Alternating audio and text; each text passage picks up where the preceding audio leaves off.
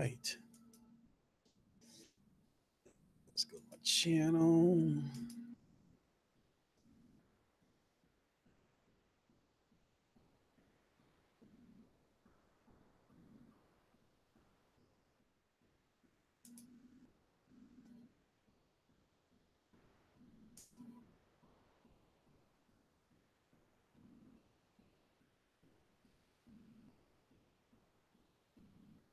Simply Deep, you are first. What is up? Let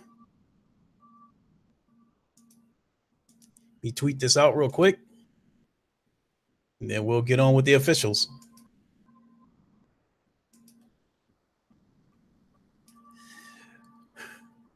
Fatal Mephisto, what is up? J-Dog, what is up? Andre 6K, what is up? All right.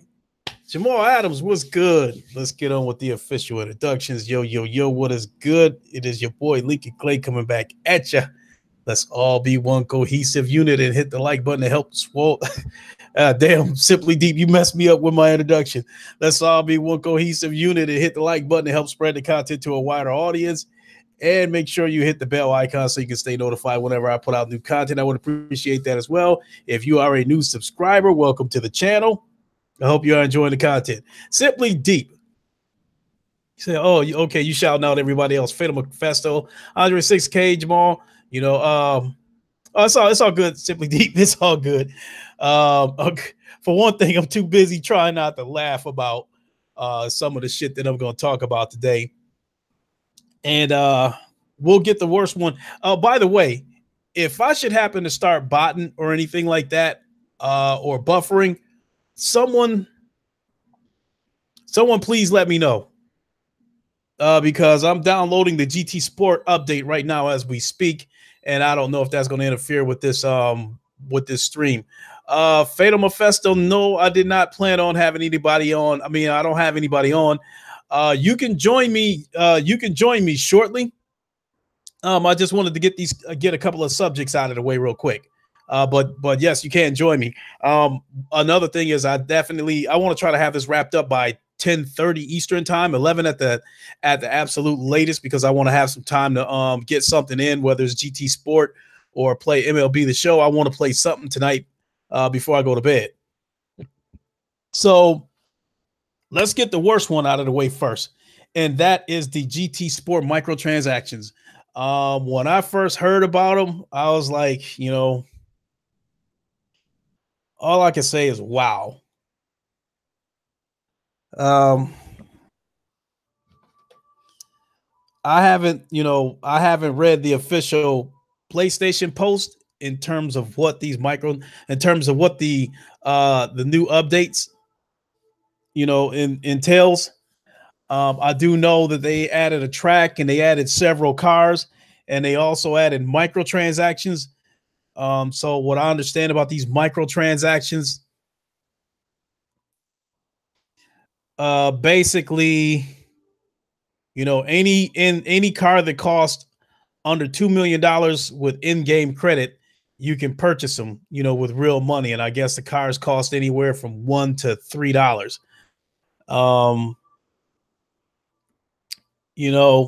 I got mixed feelings about it, but I have to speak on it because I have definitely endorsed this game. And one of the biggest reasons why I endorsed this game is because it didn't have any microtransactions. And I didn't know that someone from the development team had said that there wouldn't be any microtransactions. And now they're going back on that. Give me a second, people. I need to check something.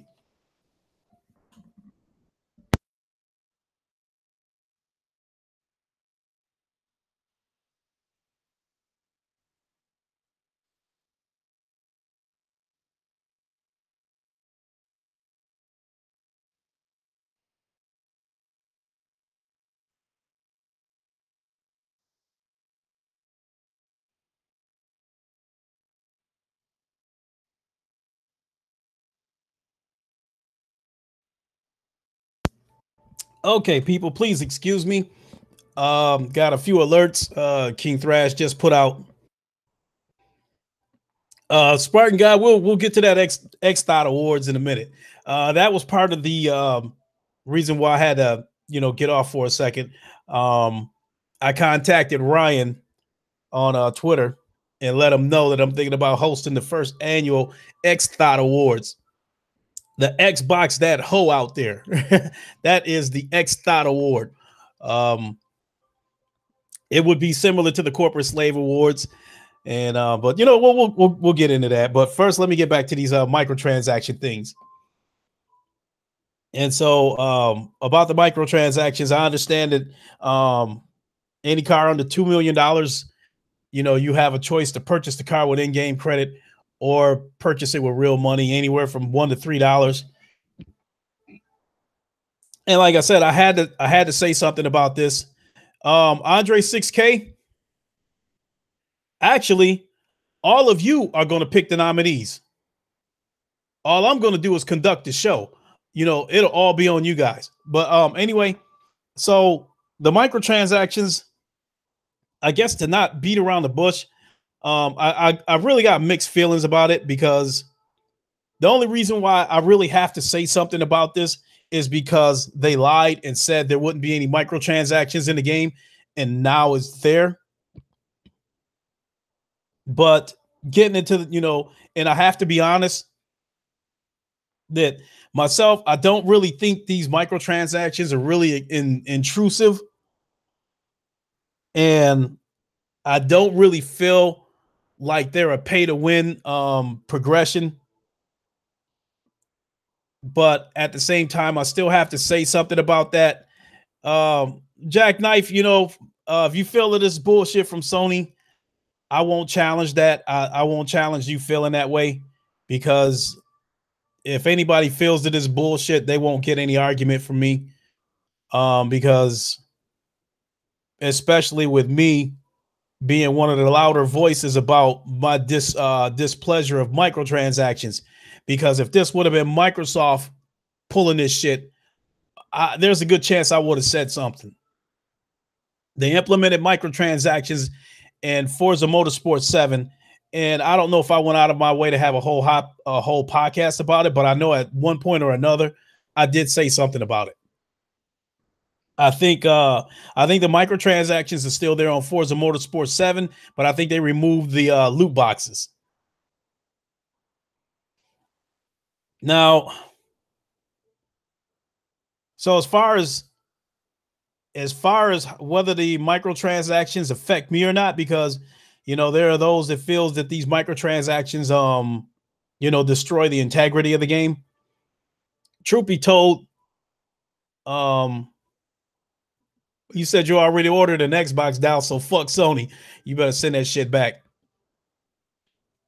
So personally, I don't really think the microtransactions don't affect me, because first of all the cars that I want in that game already have. And if they don't change what's going on with the game in terms of the kind of cars they give you, the cars you get awarded for your daily workouts, that kind of stuff, if that's not affected, then I'm not gonna have that much of a problem with it. If they start pulling some shit like Bungie did with Destiny 2, where they raise the price of a car, or they throttle your progress, where you would have normally gotten $40,000 for completing a race, and all of a sudden now you're getting 30 or 25,000, and then that ties into the microtransaction, and that will be absolute bullshit. Princess, where have you been? Lincoln Daddy misses you. Oh my God. My day just got a lot better because I love you. I do love you, Princess. Anyway, so let's talk some more about these microtransactions. First of all, the microtransactions, let's face it, hardcore people, I consider myself somewhat hardcore on that game.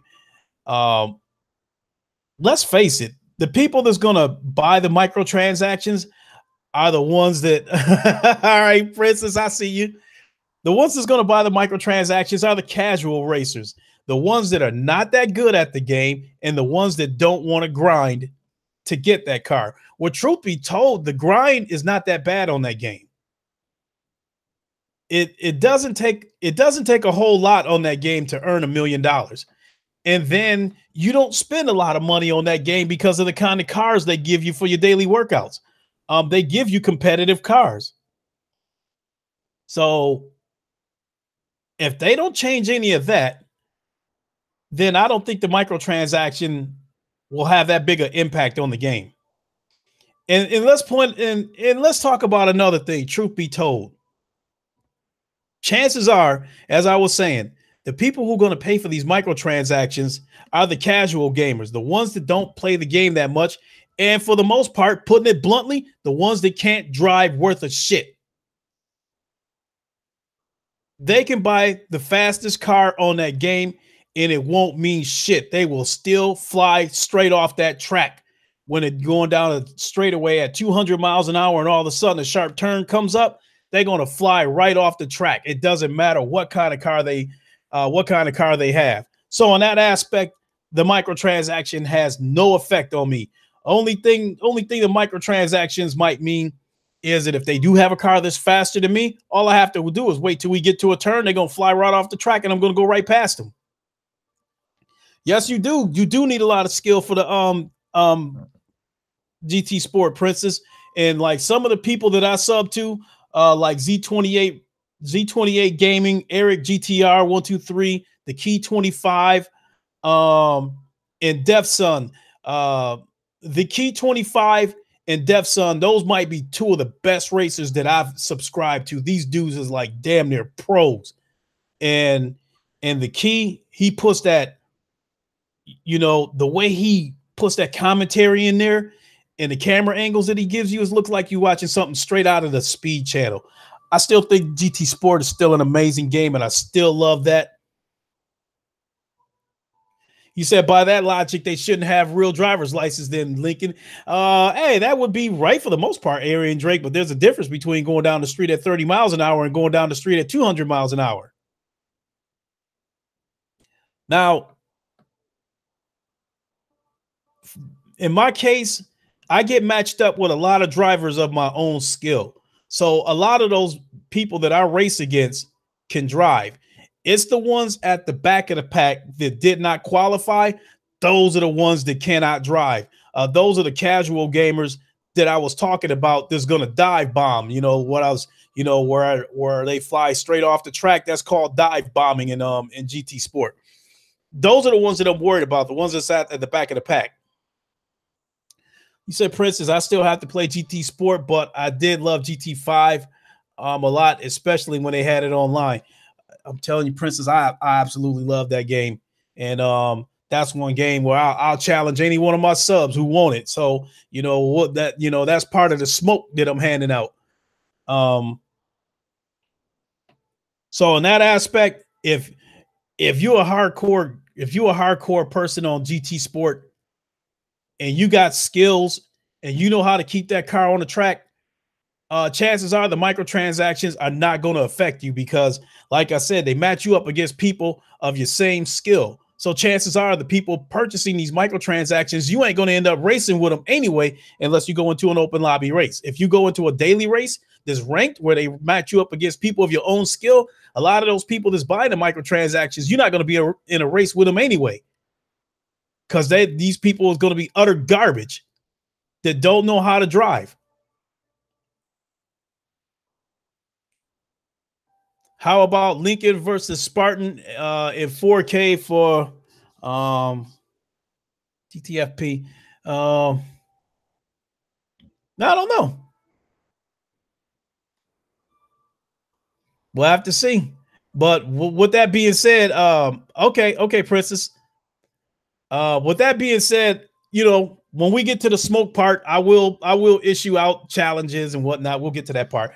But you know, that's pretty much it. So in a nutshell, as long as they don't change the progression system where they start throttling your progress or they start raising the prices of the cars in the game, the microtransactions, I'm not going to holler too much about them.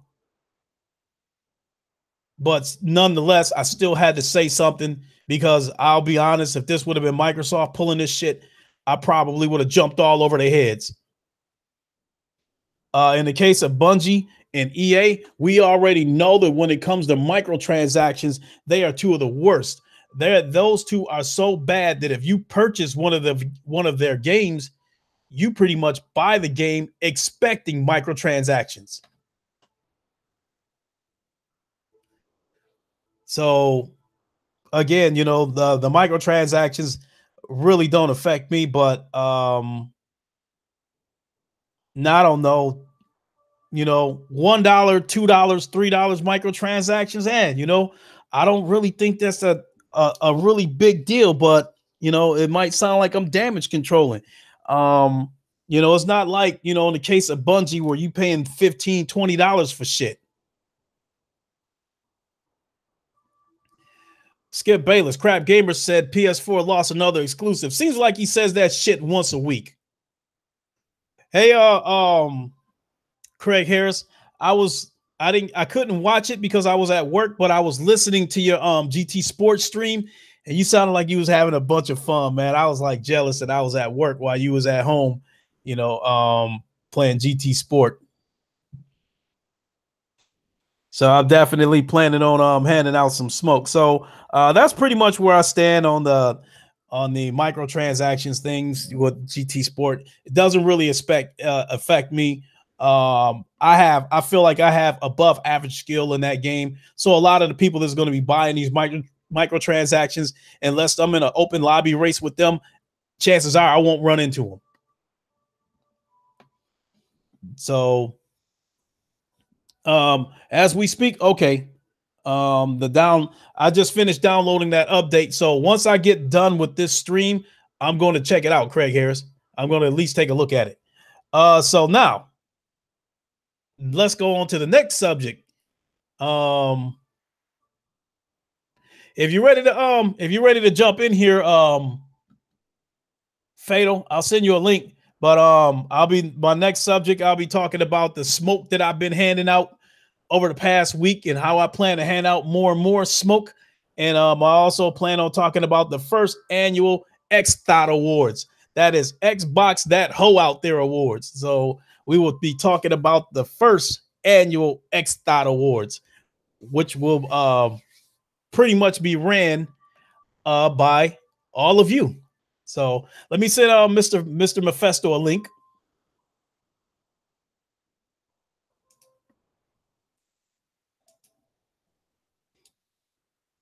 Copy.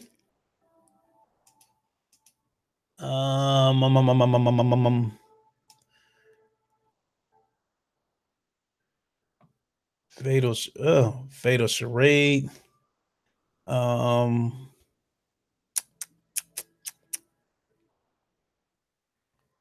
my God.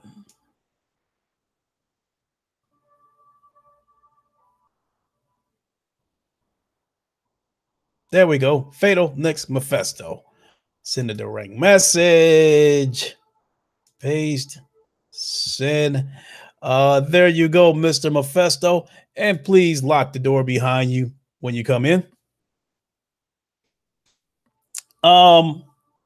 If Ryan Landis, if this podcast should happen to reach you, I am going to need your services for the first annual X-THOT Awards, which I will get to that in a minute. So let's talk about the smoke. The smoke. I think I've been on fire these last couple weeks or last week and a half. Last Sunday. Now I'm not rubbing it in anybody's face. I'm just recapping on what's happened to me over the past week and a half or so. So I beat Sick Humor and Uncompetitive in Drive Club VR. I think Sick Humor raced rather maliciously. It's nothing new to me because I dealt with that shit on Forza 7, because on Forza 7, they are some of the dirtiest racers that I've ever seen in a racing game. So what he was doing was nothing new to me, but I still got past it and I beat him. I think I won every single race, and the one race I didn't win, it was a photo finish because I got off to a late start because I was trying to adjust my foot pedals, and I did that right in the middle of the right in the middle of the race starting. So I had to play catch up the whole race. And if we would have had a little bit more road, I would have got him. But other than that, that was the only race I lost. I won the rest of them. Then we had the rematch with King Thrash. I beat him 1-0 in MLB The Show. And that game was a nail biter because Thrash is good at that game. He does have baseball IQ. And for a person that's only played that game a couple of times, he pitched a hell of a game. You know, I caught some breaks, but nonetheless, I still won. So that was another win right there. Then a couple of nights ago, Saturday night, I did the GT Sport with Craig Harris and Uncompetitive, and I beat them. I did save the replay of one of those races, and I do plan on doing a full-blown video with commentary for one of those races, but don't expect to see Craig Harris or Uncompetitive competing in those races because I left them so far behind that it wasn't a competition. No disrespect to y'all, but I left them in the dust. The only reason why I plan on making a video out of that race is because there was a guy in front of me. I was battling with him for about 2 laps. I think it took me like 2 laps to finally get past his ass. And we damn near had a photo finish because even when I got past him, the dude was still on my ass and he damn near caught me. And so that's what happened with that. And then last night, for those who watched me pitch that gym last night on MLB The Show, I won the game 1-0, but I pitched a 1-hit shutout with 18 strikeouts and no walks. That is a tremendous game. So with that being said, that's how I've been handing out the smoke. So I still plan on handing out more smoke. The smoke. Whenever Sick Humor wants to come and get it, again, he can come and get it. Craig Harris, Uncompetitive, they can come and get it again. It is a given at some point or another. King Thrash and I will have our rubber match on MLB The Show.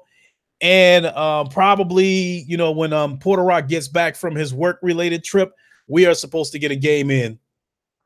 And so, you know, so he's not immune to the shit talking. I already forewarned him that I was going to, you know, let everybody know that he going to get the smoke too. So Porter Rock go get that smoke, the smoke. So now, hey, Craig, whatever car you want to get, no offense to you, Craig, but I seen you struggle in the curves. So even if you got a car that's faster than me, basically I'm just going to wait for you to fly off the track and drive right past you.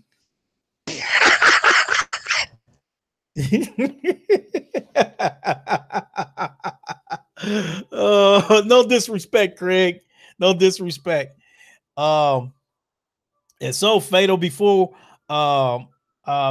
we get your take on things, I want to explain what the first annual X-THOT Awards is. I was going to call it the Phil Spencer Cliff Jumper Awards. Based on that podcast that I did last week, where I was saying that if Phil Spencer was to point at a cliff, which X-THOTs would jump over that cliff without question? Oh, there's too many to list off on that one. Oh, yeah. So actually, that's where the viewers come in. So when I decide to, go with the nominees, I'm going to have a podcast. Well, actually, I'm going to do a video, and I'm going to ask the viewers to give me some names of some X-THOTs And I think maybe, you know, like just like you said right there, Titanfall, you know, Colt Dealer, you know, Colt Eastwood and Dealer, those are, you know, crap gamers, those are given. Yo, nobody better fucking vote for me, man. They get an automatic pass. No, so you know, I'm not gonna choose the nominees. I'm gonna ask the viewers to do it. So I'm gonna I'm gonna make a video, and then I'm gonna ask the viewers to put some names in the comment section. So I'm thinking about having like a 16 bracket, 16 player bracket, 16 X-THOT bracket. Yeah, of course, Kid Smooth, that's a given, Skip Bayless. So once I come up with about 16 people, the next thing I'm going to do is make a video where I draw all these names out of the hat randomly, and that's going to be the bracket. And then once the bracket is complete, I'll do a week by week video. And basically, you know, so we'll do the bracket. I'll make a video, and then I'll announce, okay, in this bracket, we got Colt Eastwood going up against Kid Smooth. And basically, I'll ask the viewers to vote which one of those two would jump over that cliff first. The winner stays, the loser is eliminated. Until we finally get down to that, you know, until we get down to the championship. And so what they get, the award that I'm thinking they're going to get, and it will be a Phil Spencer trophy. That's where Ryan Landis comes in. I'm going to ask him to work some of his magic and make a thumbnail of a trophy that's got a Phil Spencer head on it.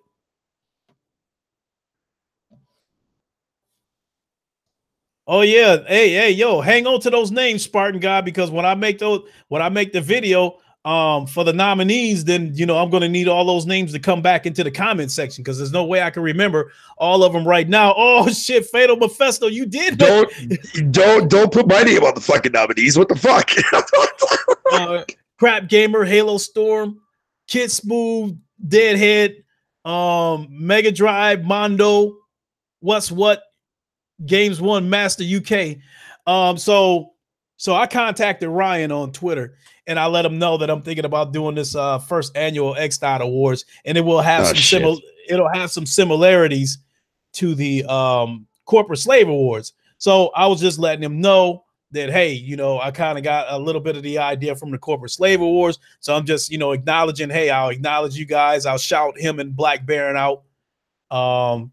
So I ain't gonna try to come in there and act like it was an original idea. You know, I kind of got a little bit of an idea for the Corporate Slave Awards, you know, along with the joke that we made about who would jump off the cliff first.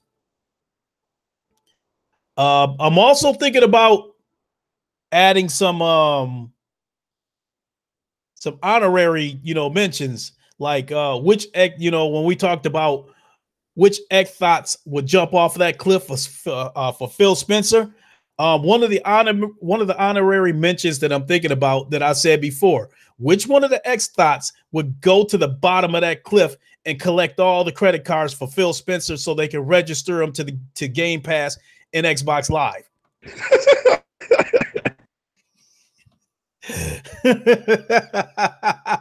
God damn, Lincoln. So, but the X-THOT Awards, I'm thinking about doing this you know, around November, you know, towards the end of the year, because that would be a great way to close out the year, to crown the winner, like right before Christmas or something. So that'll give me time to tweak how I'm going to do this. And so for the most part, that's kind of all I got right there. Fatal, you know, talked about handing out the smoke, gave my take on GT Sports microtransactions, and now everybody's got a rough draft of what I'm thinking about doing with the X-THOT Awards. So nice. So what you got? The microtransaction stuff for Gran Turismo. What exactly? How is that being implemented exactly? Basically, any car in the game that costs less than $2 million, if you don't want to purchase it, if you don't want to grind to get the car, you can buy it. with real money, and the cars will cost anywhere from $1 to $3, which I don't think is bad. No, it's not too bad. You still have an alternate way of getting the car unlocked, regardless. Anyways, now is the price going up on those cars when the MTs come into play, or are they already in play already?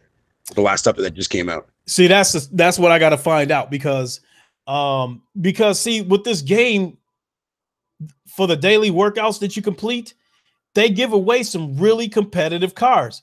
Therefore, I have not gone to the dealerships that much in this game to shop for cars, because I think I've only bought 2 or 3 cars in this game because they give you so many competitive cars to work with. So with that being said, I really don't know the price on a lot of these cars. So I won't really know if they fucked with the prices or not. Now, if they implement these transactions and then they raise the prices of the cars, that's bullshit. If they implement these transactions and they throttle your progress, that's bullshit. If they implement these transactions and let's say you would have gotten $40,000 for a race and now you're getting 27, then that's bullshit, because now you're trying to force people's hands to purchase the cars through microtransactions. Yeah, but do you really see like Sony allowing one of their first party studios to actually do something like that though? It's already been done. The update came out. Yeah, Last of Us. The update came out today. Well, The Last of Us has got microtransactions, and for the most part, the microtransactions are only about $1, but there's only one microtransaction. Like $2 or $3, I think. Yeah, I think it was like $2.99 or $1.99 for a weapon or something like that. But the thing that sucked about that though is the fact that like those weapons were only obtainable through actual microtransactions. Yeah. But out of those weapons, the only, with The Last of Us, the only one of those weapons that I feel is kind of intrusive, which I did buy it, I'm not going to lie, is the crossbow. Because if you shoot somebody with that crossbow, they will bleed out. And if they don't have a med kit to immediately stop the bleeding, they will drop to the ground and basically wait to be executed. Yeah, don't get me wrong. The microtransactions for Last of Us weren't terrible at all. Like they were just there to be there. People that bought them. Same with like Uncharted. Mm-hmm. And I was saying before, me personally, for the way that I play the game, the microtransactions will not affect me because I do the daily races, and these are ranked races where they match me up against people of my same skill. So a lot of these people that would purchase the microtransactions wouldn't be in the race with me anyway, because chances are they wouldn't be on my skill level. These would be casual peoples that I said before can't drive worth a shit. I mean, it doesn't matter. Basically, the only thing the microtransaction is going to do for them is allow them to fly off the track faster. So with that being said, I don't see the microtransactions for GT being all that big of a deal. I know there's a lot of people that are backlashing against it, so I don't know if this is going to turn into be one of those like fake outrages again. But we'll have to wait and see, man. We'll have to wait and see. Like, give it a couple days, see how people fucking feel about it, and then judge based on that. This definitely, from the Sony side, I don't know how much outrage is going to be from the Sony side, because truth be told, a lot of people don't play that game. A lot of people do play that game, but a lot of people don't. Yeah, true that. I think more than backlash, I think there's going to be criticism coming from the Xbox side, because they know how much heat they take for Microsoft putting in microtransactions in their games. Yeah. So now they get to jump up and say Sony's doing it too. So more than anything, like I said, Young Yed said something about it, but I don't know. I have a lot of respect for him. And I don't know if, he's for the most part disgusted with microtransactions, but I don't want to sound like a damage controller, but again, these microtransactions do not affect me that much, if at all. I think the main reason why people get very, very upset, and for valid reasons, though, I think is the fact that like, when you pay $60 for an actual AAA title game or first party wise or whatever the case may be, and they implement microtransactions into their games, man, they kind of feel like what's that word called? I'm trying to figure out. It pisses them off because, like me personally, man, like microtransactions have always existed in like free to play games, MMOs, that kind of stuff like that. You know what I mean? Which is fine because, like the developer is giving you a way to play for free. But if you want to support the actual devs, then you pay for microtransactions. That system just works. But when you pay $60 or $80 in my fucking where I live, yeah, that shit can be fucking annoying at times, man. Mm-hmm. Depending on how they implement it, like the way EA did it, man, was just fucking outright robbery. Outright robbery. And I'm glad that actual incident did occur because it definitely, like Warner Brothers, for example. I mean, I'm bringing this up anyways for the fuck of it, but they removed their microtransactions from Shadows of War or Shadows of Mordor, whatever the fuck you want to call it there. That shitty game.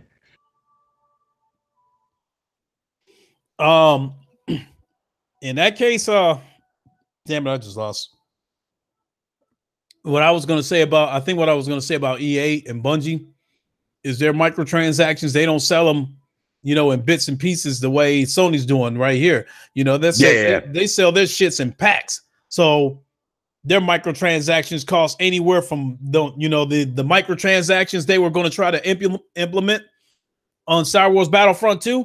Those microtransactions were going to cost as much as $80.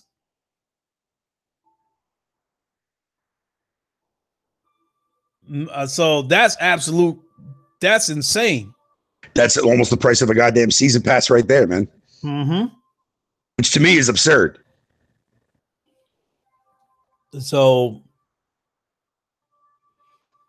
to be fair though, Lincoln, if I can be so blunt here, man, I think the majority of the fault is kind of technically us, man, if you want to get down to the nitty gritty of things, not because the way these games are getting its content fucking produced after the fact, but the fact is, like EA said at the beginning of this console cycle, that games were going to be more than $60 at retail, and everybody flipped their lid.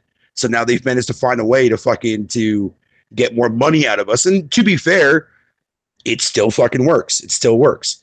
Mm-hmm. So I mean, how is that any different of a game being priced at like a flat rate of like $80 for Americans, 110 for me? But you're still getting all the content that you normally would have gotten fucking from the game that was $60 with the season pass add onto it. I'll be the first one to tell you, I'm one of the biggest reasons microtransactions exist. I don't buy them, but my son's always asking me for them. Yeah, because your son plays Roblox, right? Yep. Yeah. That game's got a lot of that and stuff in that game. But I mean, again, that's a prime example of a free-to-play game where if you want to support it, it makes sense in that kind of formula. You know what I mean? Mm-hmm. But my son I've also spent a lot of money in microtransactions, loot boxes, and Gears of War. Oh, shit. Because when it comes to loot boxes, Gears of War is one of the worst. Yeah. I mean, they've been generous when I was playing it though. When I first got the Xbox on Game Pass, I haven't spent a single dime on that shit.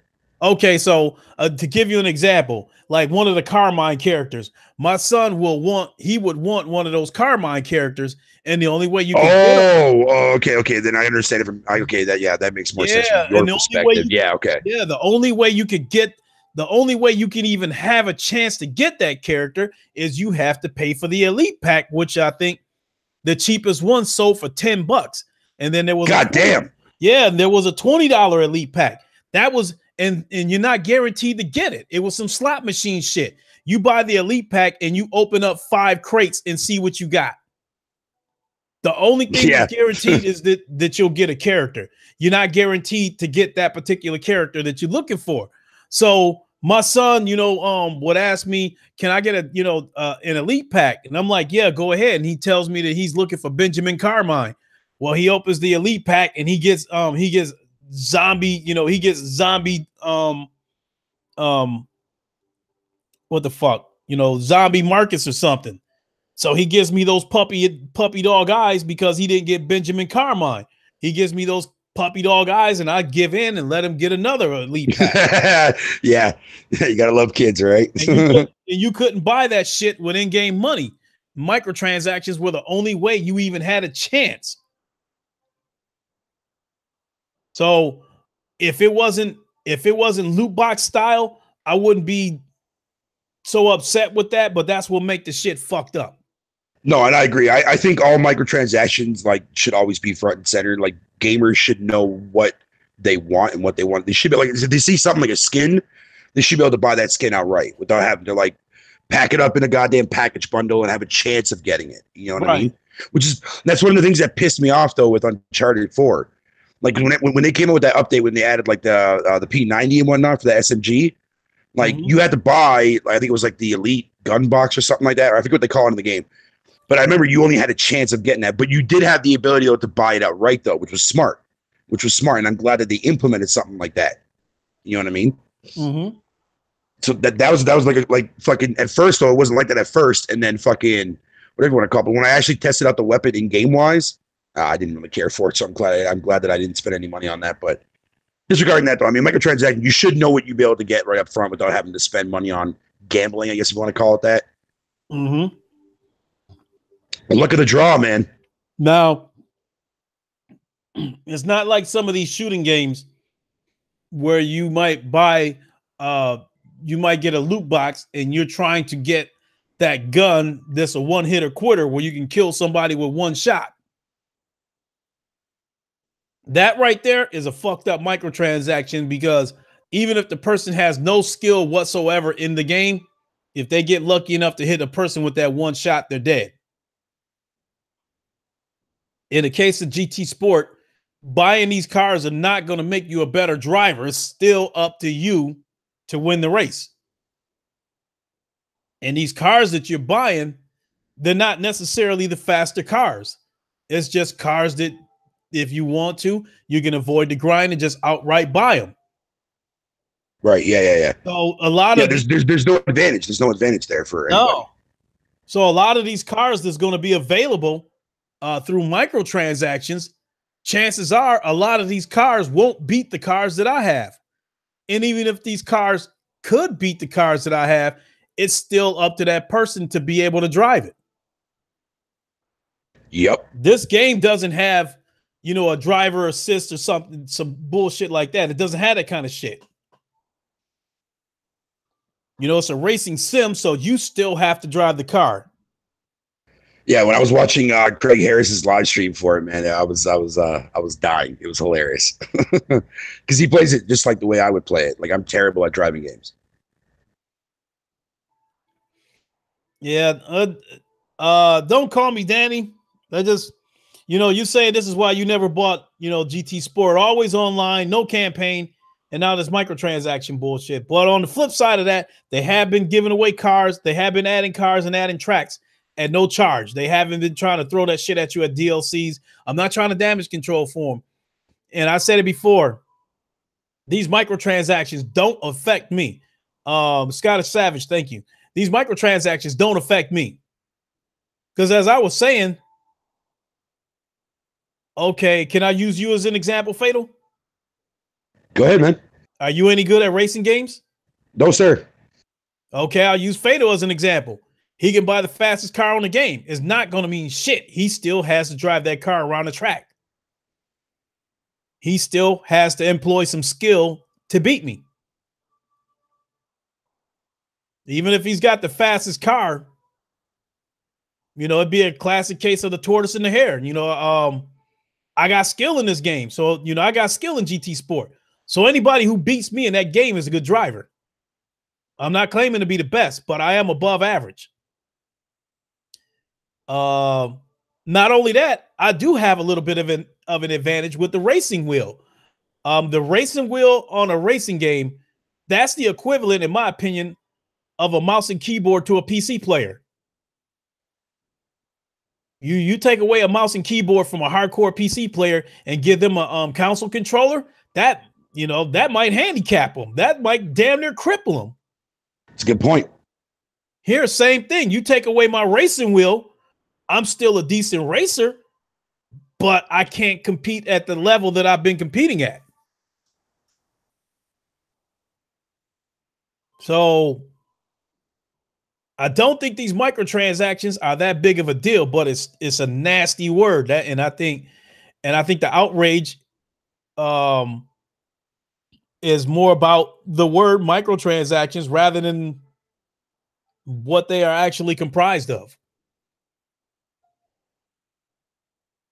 I don't, it doesn't affect me. I have no need to purchase the microtransactions. Like I said, all the cars that I'm looking for, I pretty much have them. And I was willing to grind for them. Arian Drake, don't think that's a big deal as long as they're not in the bigger titles. Who cares if they're only a slap in the wrist for this game? That's basically what it is. I mean,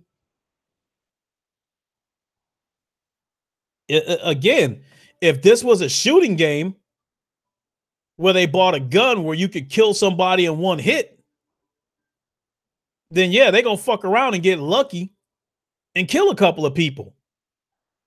Right? Yeah, exactly. Yeah. If they bought a rocket launcher through microtransactions, they gonna fuck around and get lucky and kill a couple of people with that rocket launcher. It don't work like that in a racing game. You still have to drive. You said this is just a sign of things to come with Sony. Like all things, this is a test to see what they can get away with. Okay, I can go for that. Don't call me Danny. I could probably agree with that. And it's just like you said, it's a test to see what they can get away with. So as it's been said before, you show them with your wallet. Don't buy the shit and they'll remove them. Craig Harris, racing wheel is a big advantage for the smoke. Absolutely. I just admitted it. You take away my racing wheel and I'm still a decent driver, but I don't compete at the level that I'm competing at. Yeah, Titanfall. That's exactly what I was talking about earlier with The Last of Us. Yeah. All the best weapons were locked behind a paywall.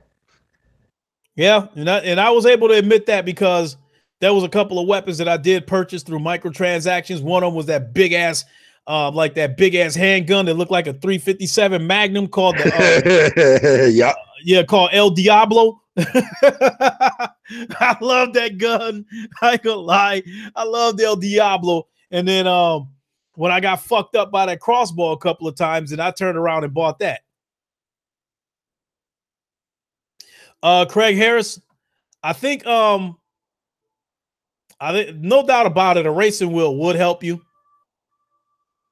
Because not only are you better with the racing wheel, but because of the force feedback of a racing wheel, you can feel when the car is starting to come loose. You can feel when that back end is starting to come loose. So you'll know to let up off the gas.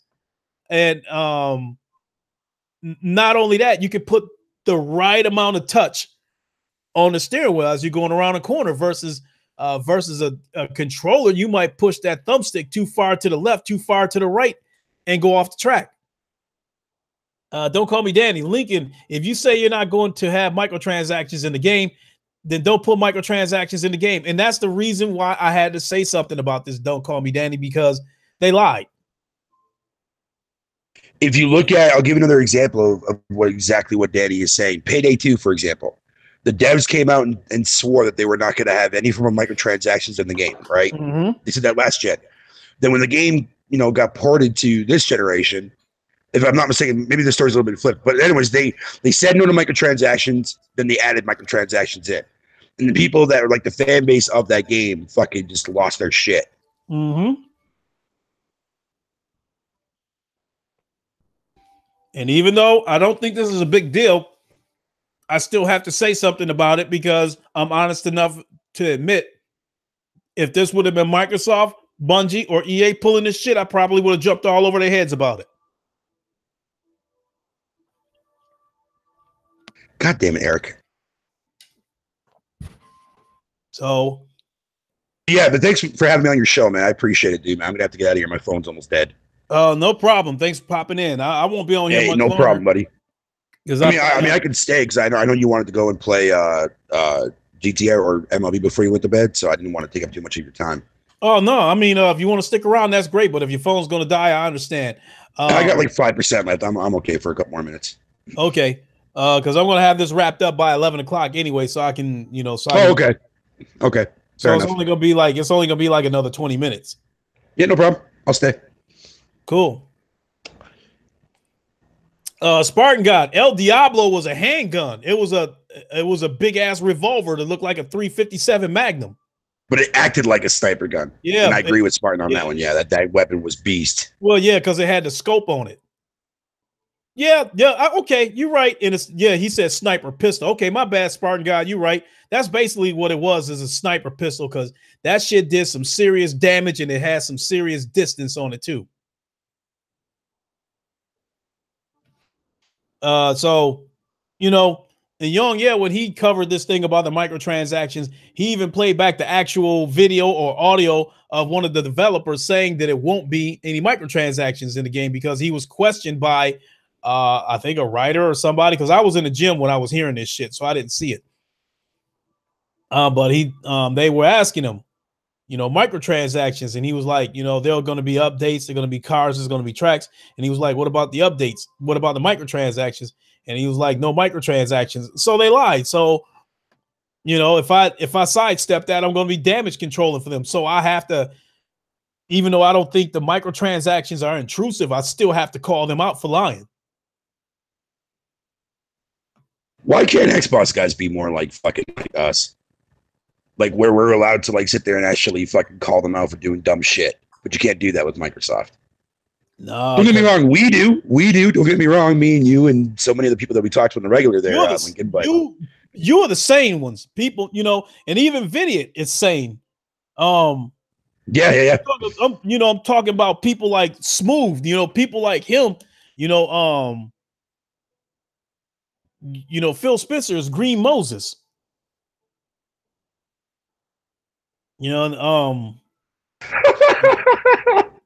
These, the toxic X-bots.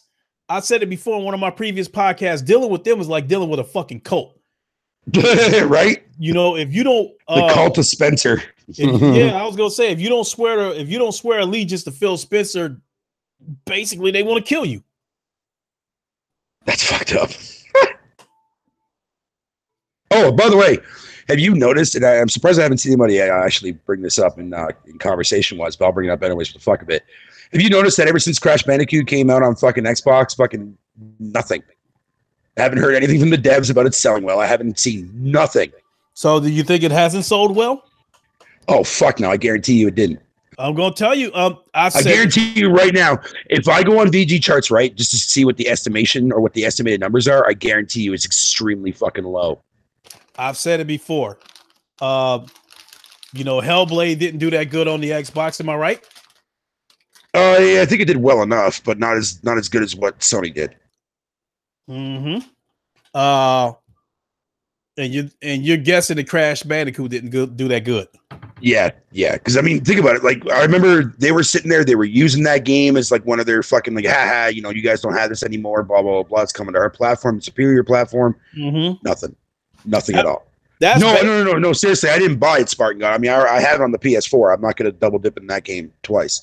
I'm only doing that with No Man's Sky, not with Crash Bandicoot. That's basically what I was going to say. That with these Xbots, they don't buy these damn games. They don't play them.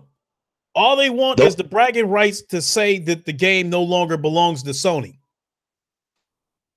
It is basically so when Hellblade was coming to the Xbox, I don't think they really had that much plans to buy that game. It was basically about them saying, ha, one of your exclusives is coming to our platform. And I said this before.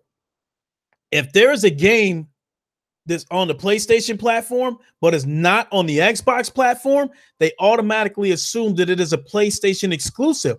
So when the time exclusivity finally runs out and they're able to move it to other platforms, the Xbox act like, like Sony lost it or lost that exclusive or Microsoft stole it from them.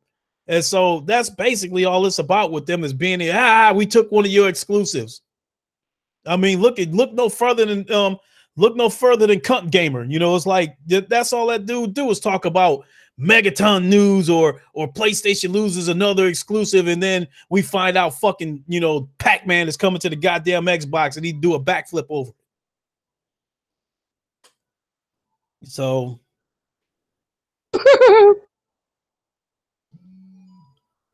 that's where I sit on that one. So no, I said cunt gamer, Spartan God, not cup gamer, cunt gamer.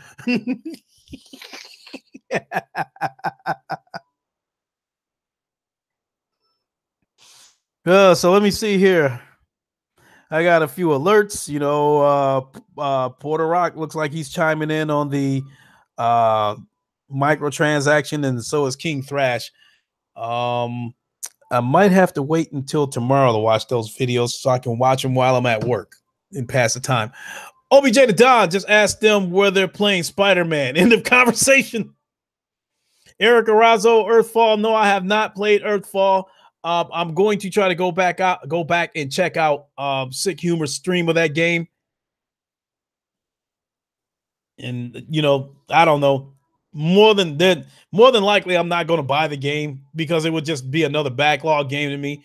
At some point, I got to put the brakes on buying all these damn games that I'm not going to play and just throwing them in the backlog pile.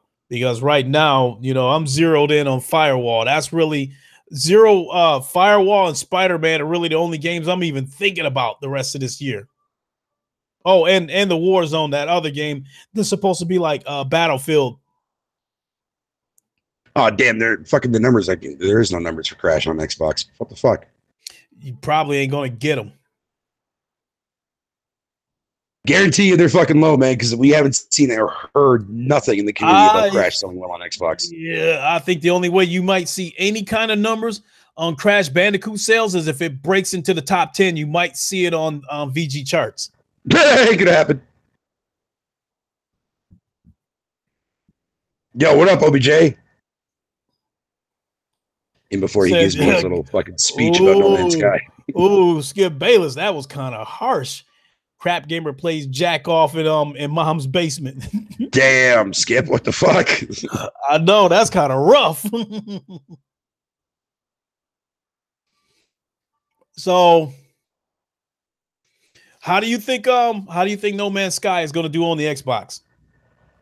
Do you really gonna ask me that question? Obviously, it's not going to sell out that very well. That's my prediction of things. I could be wrong. I mean, they jumping up and down about it. Yeah, but it doesn't mean they're playing it or buying it. You know what I mean? I'm definitely getting the Xbox version because I want to start a community on that side too as well. That's the only main reason why I'm doing it. With that said, however, though, I don't know. I don't see it selling all that very well on Xbox, to be quite honest with you, but we'll have to wait and see. But yeah. I don't think it will either. I don't think they have any intentions of playing this game. Again, I think that's just going to. I do know people, however, though, I do know people within the community, and I've talked to them on Cobra TV's podcast weeks ago. I know there is a core group of people that are buying the Xbox version that already pre-ordered it and shit and bought it and been playing it ever since. But outside from that, that's really it. See, I'm a little bit out of the loop on this. Is this game out yet on the Xbox or? Yeah, it's been out since last Tuesday. Okay. Yeah, it was a game that I was kind of curious about when it first launched on the PlayStation, but then after I heard about controversy, yeah. Looks like. Anyways, moving on. I just don't feel like getting ridiculed in your chat. Okay. Because I kind of like, now that Sick Humor is into playing it now and he's actually like enjoying it, a lot of people are like, what? Mm-hmm. Yo, even Sick Man was actually fucking thrashing on my ass for fucking playing that game, and then I was playing it with him yesterday, dude. He was actually fucking enjoying the fuck out of it, man. Okay. All right. I just got a Twitter hit from Uncompetitive. He's looking forward to Black Ops 4. Oh God, come on, Uncompetitive, really?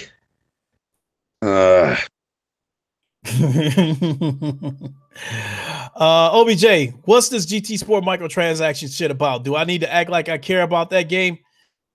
Yo, Sedbolt, that's fucked up, dude. Hey, Fatal, is Zia an adopted Black Canadian Jew, or just what happened if OBJ doesn't wear? Oh my God, I didn't even finish that. Right there. Oh, OBJ is the man, dude. I like fucking talking with OBJ, and I also like fucking around him too as well because he gets on my fucking ass too a lot, man. I love OBJ. He's fucking hilarious. He cracks me up, man. But at the same time, I like clashing with him, man, because nothing is more fucking funny when he gets like loud on the mic. It's hilarious.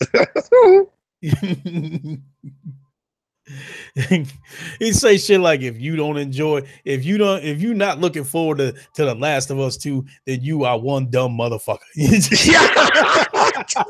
But it's the way he says it. It's the way he says it. Okay.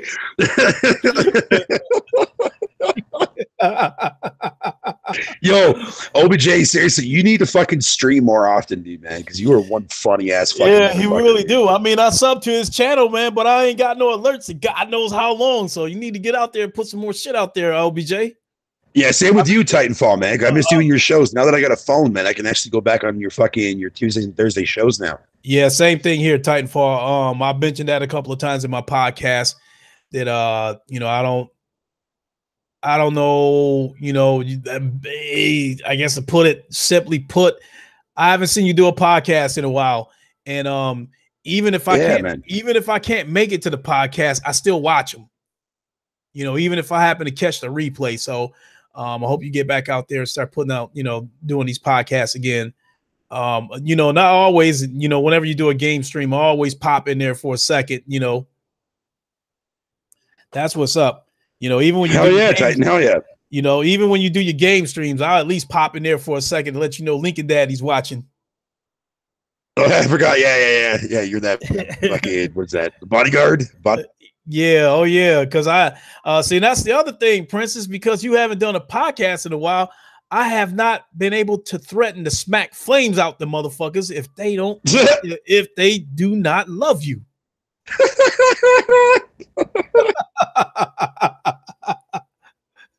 Wraith the Emperor, what is up? What up, Wraith? So we are getting a little bit closer. So I'd say about 10 more minutes. I'm gonna wrap this up. Cool, no problem, man. Cool. Because I don't know. I mean, despite this, yes, Lincoln Daddy. And so get up on GT Sport and get that Lincoln Town car. Throw Princess on the passenger side. So how many cars do you got in that game right now? Oh shit, I probably got way too many to count, right? Yeah, easily. Truth be told, easily I probably got about 30 cars, but I only bought about 3 of them. Oh wow! All the rest. You remember last year, or not last year? Last generation with what was it? Gran Turismo 5 Prologue, I think it was, or whatever the Gran Turismo main one that came out last generation. Was it 6? I can't remember what number it was. I think it might have been. But there was an exploit because I think that if we talking about the one that was on the PS3, I was disgusted with that one because the graphics were pretty damn good, but when it came from retro cars, they took cars from previous Gran Turismo games and ported them over to that game. So you had 1988 Toyota Supras with the jagged lines on there because they plucked it from like GT Sport 2. Or the original GT Sport. They didn't redo the car. They plucked them from the original games and ported them into this game. So it was just a terrible looking shit. So this GT Sport right now. My bad, dude. My bad. I was a little apprehensive about the game because of what they did with those ports in the previous games. So basically I had to play the demo or the beta before I gave this game a chance because I thought they were going to pull that bullshit again. But I was saying that I remember in the Gran Turismo game that came out on the PS3 last generation, I remember there was like a birthday exploit that you can do where you can change like the actual system settings to like be on your birthday and you get like a free car and shit. So a lot of people took advantage of that. Mm-hmm. You're gonna have to repeat that in a second because I was looking at Spartan God's comment where it says Lincoln. So is she claimed on your taxes? See, there Ouch. is a special I think it's called the Lincoln Daddy exempt clause. What the fuck? Which allows me to escape taxes while still interacting with the princess. I don't know where the hell you pulled it out of your ass, but that was fucking genius. Genius, man. Remember, kids, when you grow up, always use protection, or else you will have a cult that has least wood or T Reaper Hog. Whoa, what the fuck? Oh, okay, these naming off of motherfuckers. D batch of stuck up kids. If you don't want to pay child support, Jesus Christ, man, that sounds like a piss poor episode of Maury Povich. Right. Hey, but I love it though. I love it when they jump in saying that kind of shit. I love interacting with the chat. You know, have you noticed though that a lot of like people on Twitch and a lot of people on YouTube that are the more like bigger channels and bigger Twitch streamers don't really interact with their fucking subs at all unless a donation gets hit? You ever notice that? Yeah, you know what? It's funny that you mentioned that, Fatal, because when I first, the thing that like, you know, I've messed around with YouTube here and there over the years, but the thing that made me really get tune in more to YouTube was leading up to the Xbox One X. As rumors started coming out about what the specs was going to be on Project Scorpio, a lot of YouTubers started chiming in about whether they thought, you know, what kind of graphics, what kind of performance we were going to get out of this console. And because of that, I was looking for YouTubers that I felt that knew the computer shit, you know, inside and out, so they could, you know, give an honest assessment of what they thought. And then Sinvold, a pill a day keeps the lawyers away. Yeah, hey, I'm a little late to find that out. But anyway, Fatal. So long story short, over time, like when I first started subscribing to YouTubers, I was only subscribing to the bigger YouTubes because, you know, I felt like their voices had carried a lot of weight. You know, the Young Yes, the Review Text, the Jim Sterlings. You know, I was subscribing to people like them, and I didn't want to subscribe to the smaller YouTubers because I felt like they were people that was just talking to try to build the channel up. But then, you know, when I ran across, you know, Ryan's channel and ran across Thrash channel, I absolutely loved their content, and I felt like because of the amount of subscribers they had, it would be, you know, they were approachable. Because I think at the time that I subscribed to Thrash's channel, he had about 600 subscribers. And I think at the time that I subscribed to Ryan's channel, he had about 900, maybe 1,000. And I thought, you know, I thought because of those numbers, it made them a little bit approachable. And I was right, you know, because a lot of the YouTubers just got like, you know, around 3,000, give or take. Those ones are approachable. You know, and I mean, you know, I went out of my way to reach out to Thrash. You know, when I was a viewer and he was still putting out content, I went out of my way to reach out to Thrash, and he was responding to me. He was, he was responding to my messages. You know, we were having talks on the, on the PlayStation. You know, he shot me his gamer tag and accepted my friend request. No problem. We talked on the PlayStation. He would always respond to me when he saw me in the comments. And he even mentioned my name a couple of times in a couple of his videos before I became a YouTube content creator. So, you know, that's when I decided that I like subscribing to the smaller YouTube channels because they are approachable. So, you know, somebody like with me doing the Lincoln show, somebody that's got 100,000 subscribers, chances of me getting them to come on the show would be small and none. But for me to get somebody that's got 3,000 subscribers to come on the show, they're approachable, they are knowledgeable, and it's the perfect balance. They have enough subscribers that they would watch the show, but at the same time, the channel is small enough that they can still interact with the chat. Yep. And see, that's another thing I was saying to my viewers, which is pretty much basically everybody in your chat right now, that I don't want to be a big I don't want a big channel. I want a small channel. I want to have like a core group of fucking people that I can, just chill with, talk with, get along with, whether they, joke with me or troll me, or it doesn't really matter. Those are the kind of people that I like to fuck with in my chat. Mm-hmm. You know what I mean? And that's what you know what I mean? Like, that's why I want my channel to be small. So that's why I'm kind of going with like this theme of my channel where like I'm just gonna do like my chills and shit like that, but at the same time I'm just gonna be pumping out a lot of like No Man's Sky content for my channel. So that way I can divide my fan base fucking with No Man's Sky and then people that fucking I just chill with, you know what I mean? Mm-hmm. So that way I don't get fucking overly big. Right. And people like Garuda Legend says he loves to see other people's channel grow. So do I. I like seeing Ryan's channel grow. His channel is growing.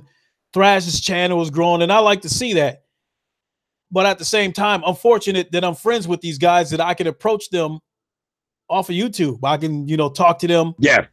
I can talk to them on Twitter. And in the case of Thrash, I got his number. So I can call him anytime I want, so and I've called him a couple of times. We talked on the phone for about an hour, whatever the case may be. So, it's cool. I'm honored to be his friend.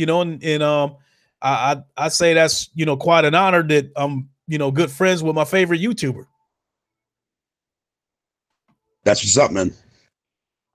Yeah, I mean, I got a lot of YouTubers that I like, but Thrash, without a doubt, is my favorite because I was like. By his own admission, he talks hood as fuck, but the man is intelligent. How the hell am I popular there, Spartan God? I don't understand that. If you're talking about like from my previous channel, dude, I didn't even want fucking close to having fucking almost 4K subs. I never wanted that. Sinvolt, I appreciate that. He says his favorite YouTuber is Split Playthrough and the Rad Brad, Omega Evolution, John, aka the Octane Blue, and Lincoln Clay. I appreciate that because I'm sure all those other YouTubers you mentioned, I'm sure they have way more subs than me. So to be mentioned in the same breath with them, I really appreciate it. So, but I will say, I've accomplished my goal 5 times over because all I really wanted was to have enough subs that whenever I go live, I can interact with them and have a conversation with the chat. And the way things are sitting right now, I may not catch every single comment that comes through, but I catch the majority of them. Yeah, same here. But that's another thing too, as well, Spartan God, dude. Like, yeah, you say that, but take a look who's in my chat all the time with everybody else. Like, it's the same people in everybody's chat. Like, everybody that's in Lincoln's chat right now has been on my chat several times. Mm-hmm. You know what I mean? Like, so it's the same kind of fan base, and I like that. Yeah, you know what I mean? Because it makes me feel more comfortable and stuff like that, dude. Yeah, because a lot of the people, a lot of my subscribers are also subscribed to Sick, Thrash, Ryan, Arian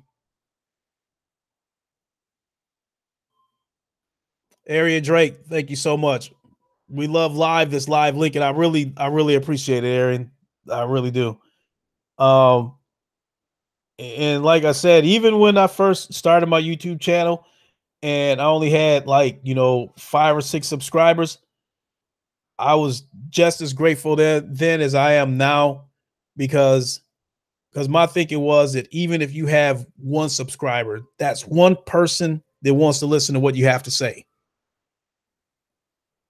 Yep. So I am definitely thankful for the amount of subs that I have. And like I said,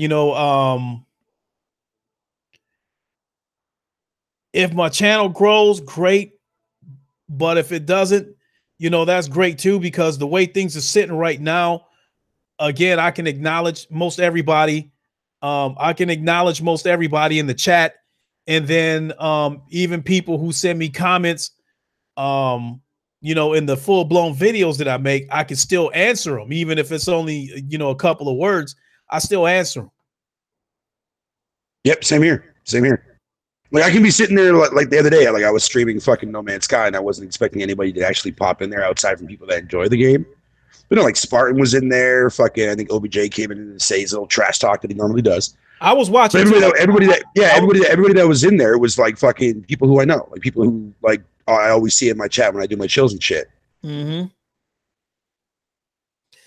You know, and Garuda, you know, even if my channel does grow, I definitely, you know, when it comes to responding to people in the chat, the people that's been there from the beginning get first dibs. You know, and so with that being said,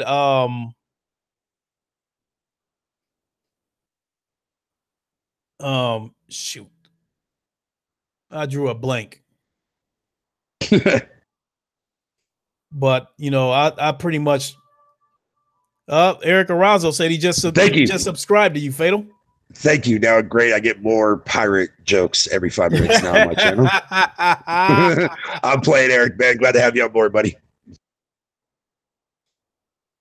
Yeah, and that's another thing. And here's another thing too, as well, that I also like too, right? Because like people have like their little triggers, right? Like when they come into my chat, like Eric, for example, like every show that I'm on, or if I'm in the chat, I always see something from him as like a theme related to like when I was going through my little hyperactive sea of queef fucking bullshit, right? You were there for that. Mm-hmm. So that is something that I always come to expect now every time I see Eric in the chat. It's the same with like OBJ. Like if OBJ's in the chat, I'm expecting like him to like say something negative about a game that I'm currently playing. You know what I mean? It's like these little like bonuses to each of these players, like a perk. You know what I mean? Every time they come in my chat, I'm just waiting for it.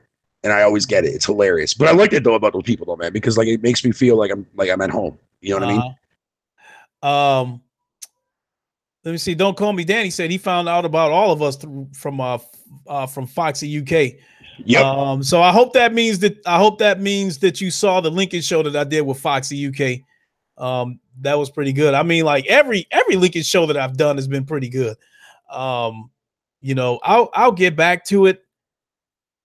You know, I will get back to the Lincoln show. It is a little bit of work, you know, contacting YouTubers, and then hey, whenever you want me on there for your show for Lincoln, man, just hit me up, dude. I'm always down, dude. Oh, no question about that, Fatal, because I had pretty much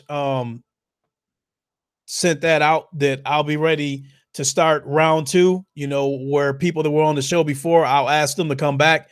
You know, I've already, you know, OBJ has already agreed to come back. So it's just a matter of when we get together and set a date. And yes, absolutely. I definitely want you to come back as well. Hell yeah, man. More than happy to answer some more questions, man. Stardust Acero, thank you so much. Lincoln and Fatal, you guys are cool. Thanks a lot. I really appreciate it. Thank you, man. Appreciate that. So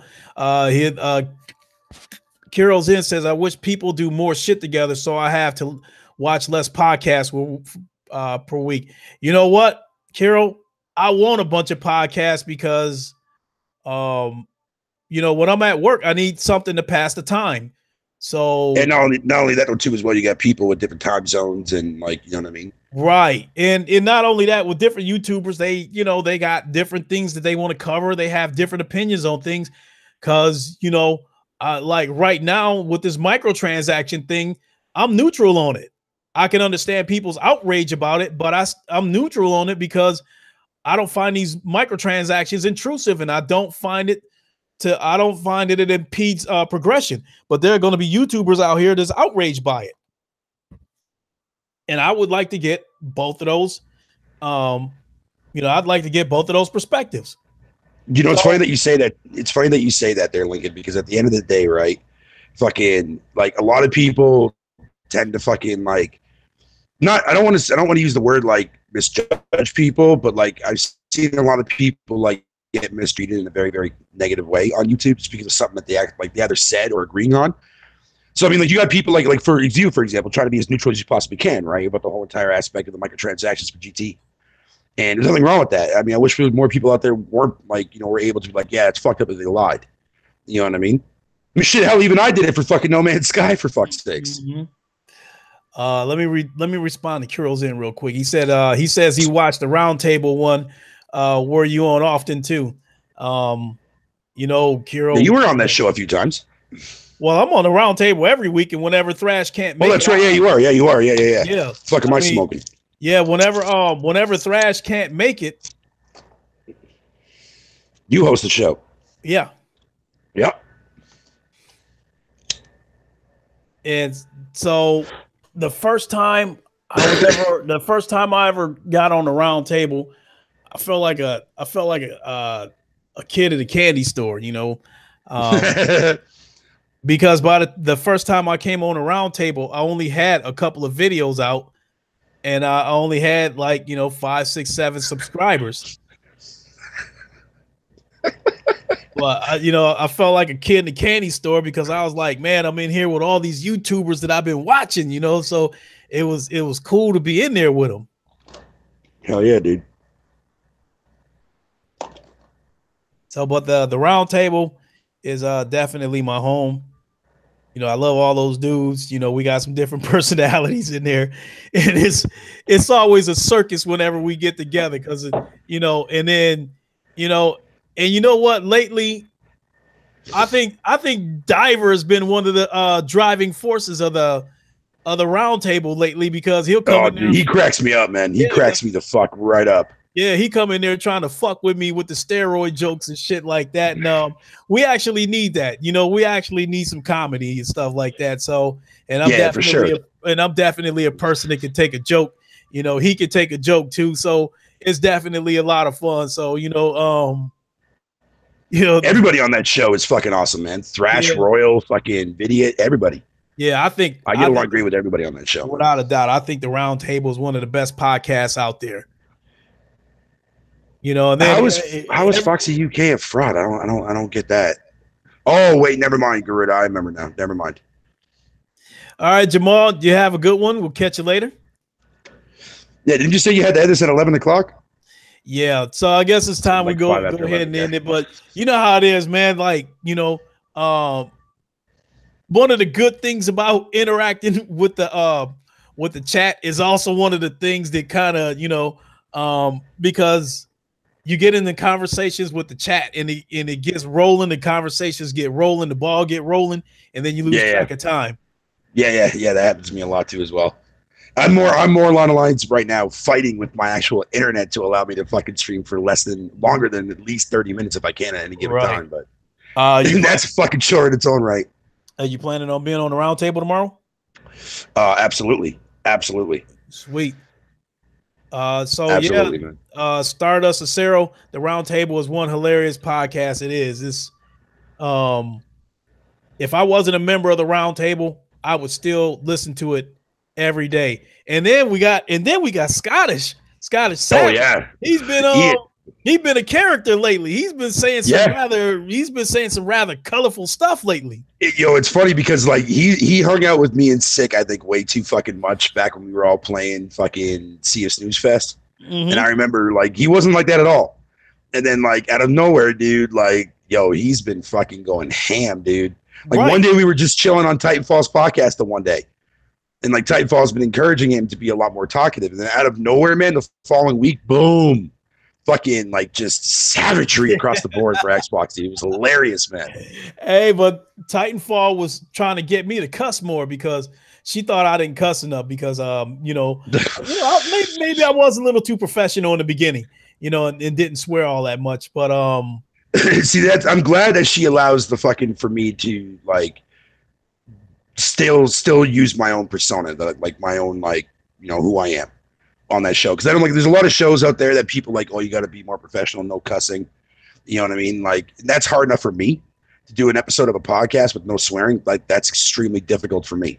Trust me, it is. That was the reason I wanted you to come on the Lincoln show, was because of your mouth when you called him micro cock and all. Micro shaft and shit. Yeah. That's the one thing. Anybody who comes on the Lincoln show, I want them to be themselves. I wouldn't have it any other way. When Jay Wags came on the Lincoln show, I told him, I was like, man, I want you to spaz out if we get on a subject that triggers you and how the fuck, I want him to go nuts. Yeah, because that's Jay Wags in a nutshell, man. That's why I love hanging out with that dude. He needs to make his fucking goddamn podcast again, dude. He's been absent for a while. Yeah, I saw him yesterday in Sick Humor in chat. He's like, no, Sick, please, no. And then he fucking left. I was like, you motherfucker. I had planned to get in contact with him lately. I had planned to get in contact with him soon, because I'm still in that group on Twitter. So I had planned on contacting him pretty soon to see what's going on with him, make sure everything all right with him, and hope that he gets back out there and start putting out content again, because I absolutely love his stuff. Mm-hmm. Same here, man. Let me see. It says Spartan God said Titanfall Princess need to bring her cute ass back to YouTube so we can get another stream, or else Spartan will go to Canada and shoot up every supermarket with milk bags. Oh my God, really? You know. Now, Spartan God, I gotta give you a friendly warning. Careful how you approach the princess, because it could make Lincoln. Fuck that! It could fuck make that! Lincoln Careful how you approach goddamn milk bags, man. What the fuck? It could make Lincoln Daddy upset.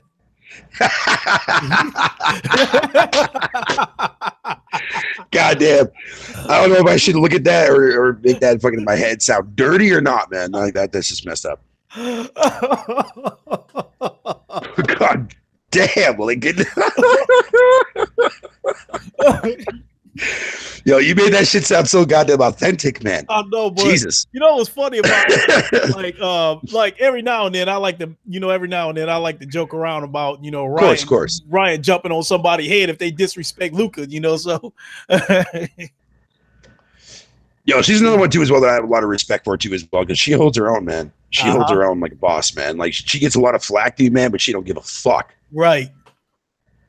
She don't give a fuck, man. But that's cool though. I mean, well, a lot of these, truth be told, man, it's like what a lot of these YouTubers disrespecting women and shit like that. Actually, it needs to be some dudes in there, backing them up. So damn, Garuda. I know.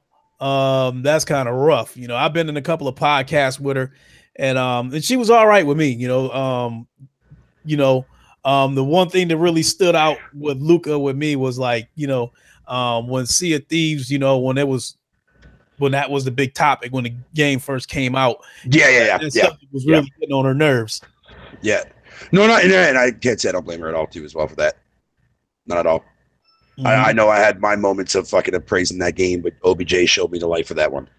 But he'll never show me the light for No Man's Sky. Fuck out of here with that. There is no light. Mm-hmm. That's the longest game this generation that I stuck with. What's that?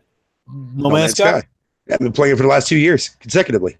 Oh, and that's the first game to come out this generation where I put that much time and stuck with that game as long as I did. Damn. Like that's crazy to me, man. Yeah. So, shit. Yeah, it's already 10 after. I'm dangerously close. Yeah. I'm dangerously close to not being able to get a stream in. So, I basically let's end it, man. Let's end this, man. Thanks for having me on your show. I appreciate being here. Sorry for taking up a little bit of your extra time. I apologize for that. Oh no, it was enjoyable. It was enjoyable. I mean, because if I didn't put the brakes on it, we would have been here till 1 a.m. if I didn't put a stop to it, because it's going that good. Yeah. Shout out to you there, Garuda, Danny, fucking Drake, everybody in the chat, Spartan God, especially you there, OBJ. Especially you. But at the end of every stream, I always got to say, fuck you, OBJ. That's like standard tradition for me, bro. And also to you, Titanfalls, fucking, yeah, man. Get that show popping again, girl. Oh, yeah, no doubt. Let me give him a send off the OBJ way. Anybody who's not looking forward to Spider-Man is one dumb motherfucker.